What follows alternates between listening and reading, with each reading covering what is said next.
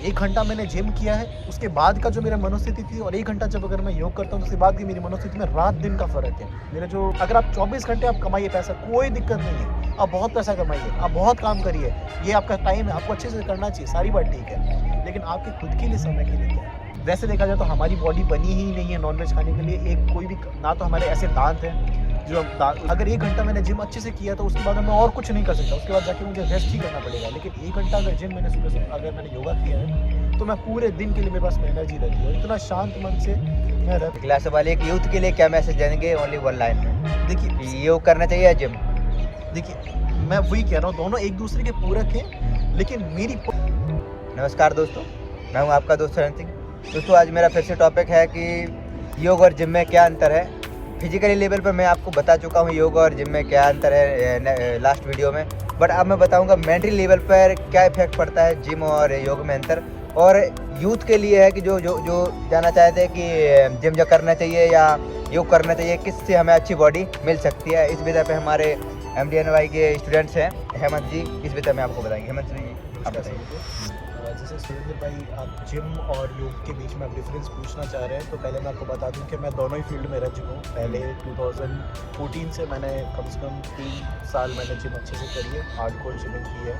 And then उसके बाद में कुछ दिन तक स्पोर्ट्स भी खेला है और उसके बाद में मैं अभी 2019 से कंटिन्यूस योग में, तो मैं पहले से भी था, मेरी मदर योगा टीचर है, लेकिन 2019 से मैं योग के अंदर तब से लेकर अभी तक कंटिन्यूस योग सीख भी रहा हूँ, सिखा भी रहा हूँ। सो आपको मैं एक्सपीरियंस बताना चाह रहा हूँ कि क्या क्या फ़र्क पड़ा है मेरे पर्सनल एक्सपीरियंस पे, तो उससे आप भी आइडिया लगा सकते हैं। फर्स्ट ऑफ ऑल, जब मैं जिम कर रहा था, जब मैंने 3 साल जिम किया, अच्छा खासा जिम कर रहा था, पर हो क्या रहा था कि जब भी मैं लिफ्ट करता था ना, उसमें बहुत एक एग्रेशन लगता है उठवाने के अंदर।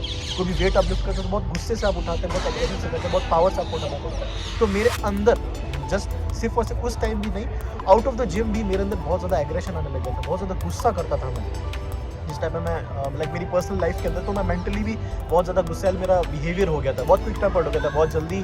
अब आपको लगता नहीं कि आपको लगता है कि हाँ मैं इतने किलो में उठा सकता हूँ, तो आपके अंदर घमंड आ जाता है। फिर कोई भी आपसे घर में बात करता है, सीधे मुँह बात नहीं करता, आपका पॉस्चर भी आपका बिल्कुल आप इसी तरीके से होकर चलते हैं। रादर देन जब मैं इसके अंदर योग के अंदर आया हूँ, तो मैं काफ़ी ज़्यादा हम्बल हो चुका हूँ, बहुत हम्बलनेस मेरे अंदर आई, तो एक एटीट्यूड चेंज हुआ है। सेकेंड थिंग, मैंने एक चीज़ नोटिस करी कि मेरे को अब मैं अगर मैं सोचता हूँ तो कि मुझे गुस्सा क्यों आता था इतना ज़्यादा, अब मुझे पता लगता है कि जब मैंने इस पर स्टडी किया थोड़ा सा, तो मुझे पता लगा जब आप जिम करते हैं ना, तो आपका राइट नोस्ट्रल एक्टिवेट होता है, जिससे हमारा सिंपैथेटिक नर्वस सिस्टम बहुत ज़्यादा एक्टिवेट होता है। सिंपैथेटिक नर्वस सिस्टम का मतलब ये होता है जिसमें आपका फाइट और फ्लाइट आपका एक्टिवेट होता है, जिससे आपको बहुत ज़्यादा आपको एड्रेनलिन आपका बहुत ज़्यादा एक्टिवेट होता है, जिससे आपको गुस्सा, इसके अंदर आपका बहुत हाइपर एक्टिविटी आपका एक हो जाता है। तो कभी कभी तो वो ठीक रहता है, लेकिन कंटिन्यूस अगर वो चीज़ रहे तो आपको बहुत स्ट्रेस दे सकता है, वो चीज़ आपको मेंटली बहुत ज़्यादा कहते हैं ना, आपको स्टेबल नहीं होने देता। वो आपको बॉडी एग्रेसिव हो जाती है, बॉडी एग्रेसिव हो जाती है, आपका माइंड बहुत चंचलता रहती है आपके मन के अंदर, आप स्टेबल नहीं बैठ सकते। और जब आप योगा करते हैं तो आपका पैरासिम्पैथेटिक नर्वस सिस्टम आपका एक्टिवेट होता है, जो कि आपको बहुत शांत करता है, बहुत मध्यम करता है, जिससे आपका कॉन्सेंट्रेशन में आपका बहुत बढ़ता है। 1 घंटा मैंने जिम किया है, उसके बाद का जो मेरा मनोस्थिति थी और 1 घंटा जब अगर मैं योग करता हूँ, तो उसके बाद की मेरी मनोस्थिति में रात दिन का फ़र्क है। मेरा जो जिस तरीके से मैं जो फील करता हूँ ना, अगर 1 घंटा मैंने जिम अच्छे से किया तो उसके बाद मैं और कुछ नहीं कर सकता, उसके बाद जाके मुझे रेस्ट ही करना पड़ेगा। लेकिन 1 घंटा अगर जिम मैंने सुबह से अगर मैंने योगा किया है, तो मैं पूरे दिन के लिए मेरे पास में एनर्जी रहती है और इतना शांत मन से मैं रहता हूँ कि एनर्जी बहुत ज़्यादा फील होती है। तो एक वो वाली बात भी है। और अगर आप इस तरीके से देखें, तो जिस तरीके से अभी देखा जाए, तो अब दोनों के अंदर आप डाइट देख लीजिए। आजकल अगर आपको जिम के अंदर आपको जाना है, तो आप किस तरीके की डाइट आपको बोलेंगे? कोई भी आप ट्रेनर आपको जाएंगे, आपको बोलेंगे सबसे पहले आपको प्रोटीन लेना पड़ेगा, लेना ही पड़ेगा। आपको बॉडी बनाने तो आपको प्रोटीन लेना ही पड़ेगा। अगर आप वेजिटेरियन तो आपके पास बहुत ज़्यादा ऑप्शन नहीं है। कितना पनीर, कितना दाल खा पाएंगे, कितना आप डाइट नहीं ले पाएंगे, तो आप सप्लीमेंट आपको लेना ही लेना पड़ेगा। और अगर नॉनवेज है तो आपको नॉनवेज की तरफ जाना ही पड़ेगा। और आपको पता है नॉनवेज, वैसे देखा जाए तो हमारी बॉडी बनी ही नहीं है नॉनवेज खाने के लिए। एक कोई भी ना तो हमारे ऐसे दांत हैं जो हम उस मांस को इस तरीके से चबा सकें, ना हमारे पास में ऐसे एसिड है हमारे पेट में जो उस खाने को पचा सकें। तो हमारी बॉडी बनी है ना नॉनवेज खाने के लिए। लेकिन आज जितने भी जिम के अंदर आप देखते हो, मोस्टली नॉनवेज आप खाने के लिए आपको बोला जाता है, नहीं तो आपको सप्लीमेंट आपको लेना ही पड़ेगा। जितना ज़्यादा अडल्ट्रेशन हो रहा है इस प्रोडक्ट के लिए, आप खाते पता नहीं ओरिजिनल है या नहीं, आपको किस तरीके से बॉडी पे इफेक्ट कर सकता है। ऐसा योग के अंदर कहीं पर भी नहीं कहा गया है कि आपको अगर ये खाना है तो आपको यही प्रोडक्ट पर्टिकुलर आपको लेना ही पड़ेगा, फिर ये वाला खाना खाना है। सिर्फ और सिर्फ सात्विक फूड खाइए, घर का बना खाना खाइए, साफ सुथरा खाइए, और जैसा खावे अन्न वैसा हुए मन। दोनों की आप बता सकते हैं किस तरीके से कौन क्या खा रहा है, तो उसकी मनोस्थिति भी तो वैसी ही होगी ना। तो बड़ी बात है।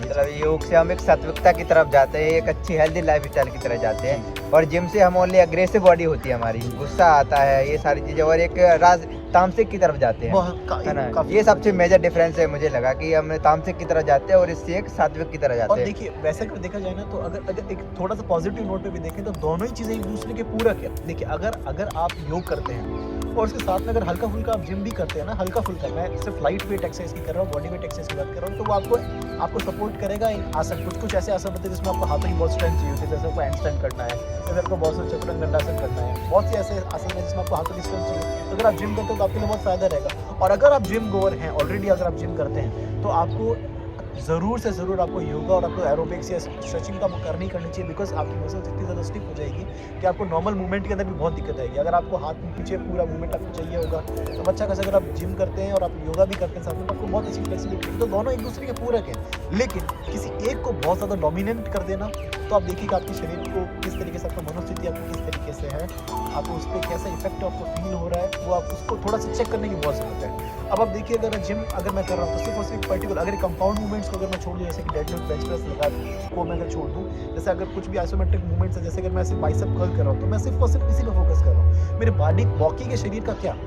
और लेकिन अगर मैं जिम कर रहा हूँ, अगर मैं योगा कर रहा हूँ, तो मेरे को अपनी ब्रेथ पे फोकस करना पड़ेगा, मुझे मेरे हर एक मूवमेंट पे फोकस करना पड़ेगा, मुझे हर एक एंगल पे फोकस करना पड़ेगा, अलाइनमेंट में फोकस करना पड़ेगा, अपने कॉन्शियसनेस पे फोकस करना पड़ेगा। और अगर आप थोड़े से हाइयर है तो आपको चक्रास पे भी फोकस करना पड़ेगा। तो एक ही टाइम पे आप कितनी चीज़ों पे फोकस करते हैं अपने इसके अंदर बॉडी पे, नॉट जस्ट बॉडी, आपको स्पिरिचुअली मेंटली आप बहुत ज़्यादा फर्क पड़ता है इसके ऊपर। तो ये भी बहुत होलिस्टिक अप्रोच है। अगर आप योग के अंदर आते हैं तो अच्छे दोनों ही हैं, लेकिन आपको ये ज़रूर देखना चाहिए कि आपको किस चीज़ से आज के टाइम में शांति मिलेगी। और एक बहुत बड़ा इंपॉर्टेंट भाई मैं आपको बताना चाह रहा था, जैसे आजकल आप देख रहे हैं कि अभी बहुत ज़्यादा हार्ट जिम में जो जा रहे हैं उनको बहुत जल्दी हार्ट अटैक्स आ रहे हैं। रीज़न क्या हो रहा है? इससे मैंने हमारे एमडी कि कुछ टीचर्स हो गए या फिर कुछ रिसर्चर्स हैं, मैंने उनसे भी बात की थी, इनका रीज़न क्या, तो उन्होंने बताया था कि आजकल जो ऑफिस में जाते हैं, जो लोग ऑफिस के अंदर जाते हैं, या फिर आप स्टूडेंट्स भी मान लीजिए, बहुत यंग एज के लोग भी हैं जो अभी रिसेंटली जॉब लगे हैं, तो उनको काम का बहुत ज़्यादा प्रेशर होता है, पढ़ाई का बहुत ज़्यादा प्रेशर होता है, फैमिली का बहुत ज़्यादा प्रेशर होता है। और मोस्टली सुबह सुबह तो कोई बहुत सारे लोग तो एक्सरसाइज नहीं कर पाते, या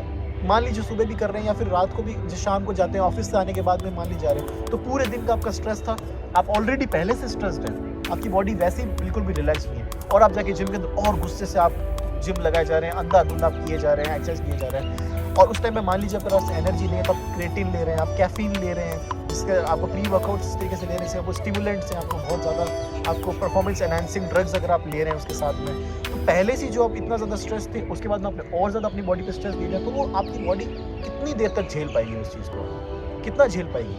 ऑब्वियसली कहीं ना कहीं तो वो बर्स्ट होगा, और सबसे ज़्यादा जिस पे आप लोड देते हैं वो आपका हार्ट होता है। ये सबसे बड़ा रीजन है उसी हार्ट अटैक आने का। अब पूरे दिन आपने काम किया, अब पहले सब स्ट्रेस में, अब वहाँ जाके फिर से आपने और स्ट्रेस कर रहे हो, तो आप शांत कहाँ हो गए? अपने मन को आपने शांत कहाँ किया? आपने मेडिटेट कब किया? आपने बाहरी तो आपने इतना ज़्यादा दिखा दिया कि हाँ मुझे ये इसलिए बॉडी दिखनी चाहिए, लेकिन अंदर से जो आपका मन अशांत है, आपका दिमाग जो अशांत है, वो उसके लिए आपने क्या किया? एक लास्ट सवाल, एक यूथ के लिए क्या मैसेज देंगे ओनली वन लाइन में? देखिए योग करना चाहिए या जिम? देखिए मैं वही कह रहा हूँ, दोनों एक दूसरे के पूरक हैं, लेकिन मेरी पर्सनल में अभी एट प्रेजेंट हमें सबसे ज़्यादा ज़रूरत है मेडिटेट करने की, अपने थॉट्स को कंट्रोल करने की। आपका जब मन शांत होगा तभी आप कुछ और काम अलग से कर पाएंगे। आपका मन अशांत है तो जो भी काम कर पाएंगे आप उसे 100% तो नहीं कर सकते किसी भी हालत में। कोई भी काम करें, जैसे हम कहते हैं कि योगा कर्मशु कौशलम, मतलब स्किलफुलनेस इन एक्शन इज योगा। अब कुछ भी करिए, आप कोई भी काम करिए, और मैं किसी एक चीज़ का फेवर नहीं कर रहा, ऑल्दो जबकि मैं योग का ही टीचर हूँ, योग का ही स्टूडेंट हूँ, स्टिल मैं आपको ये बात बोल रहा हूँ, योग भी करें, चाहे स्पोर्ट्स भी खेलो, मैं ये भी नहीं कह रहा आप अच्छे से रनिंग भी कर लो, आप अच्छे से वॉक भी कर लो, लेकिन आप जो भी करें 100% उसको कहते हैं ना सोच समझ के करिए, और उसको अच्छे समझ के करिए। लेकिन एट प्रेजेंट मैं आपको ये बोलूँगा, आप प्राणायाम करिए, आप थोड़ी देर एटलीस्ट 5, 10, 15 मिनट तो आप मेडिटेट करिए करिए। इतना तो समय आप खुद के लिए, अगर आप 24 घंटे आप कमाइए पैसा, कोई दिक्कत नहीं है, आप बहुत पैसा कमाइए, आप बहुत काम करिए, ये आपका टाइम है, आपको अच्छे से करना चाहिए, सारी बात ठीक है, लेकिन आपके खुद के लिए समय के लिए क्या है? खुद को अगर आप 15 मिनट नहीं दे सकते तो आप वो जो 23-24 घंटे आप किसी और को दे रहे हो, किसी और के लिए दे रहे हो, अपने शरीर के लिए दे रहे हो, उसका कुछ मतलब नहीं। एक टाइम तक आप कमाएंगे, लेकिन एक टाइम के बाद में फिर आप वो सेम पैसा आप डॉक्टर को जाके दे देंगे एक उम्र तक, तो फिर इतना धन कमाने का मतलब क्या है अगर आपका शरीर आपके साथ है? और एक सिर्फ आपका शरीर ही है जो हमेशा आपके साथ देगा, फ्रेंड्स, दौलत सब चली जाएगी, फ्रेंड्स आपका शरीर आपके साथ रहेगा, उसका ध्यान रखिए। बहुत बहुत धन्यवाद हेमंत भाई। आई होप कि आपको समझ में आ गया होगा। एक बहुत ही तरीके से विस्तार से हेमंत भाई ने बताया कि मेंटली और फिजिकल लेवल पर योग और जिम में क्या अंतर है। आप चूज आपकी लाइफ आपकी है, चॉइस आपकी है, आपको करना है क्या है क्या चीज़ें। और मिलूंगा नेक्स्ट वीडियो में नए टॉपिक के साथ। जब तक के लिए नमस्कार, धन्यवाद।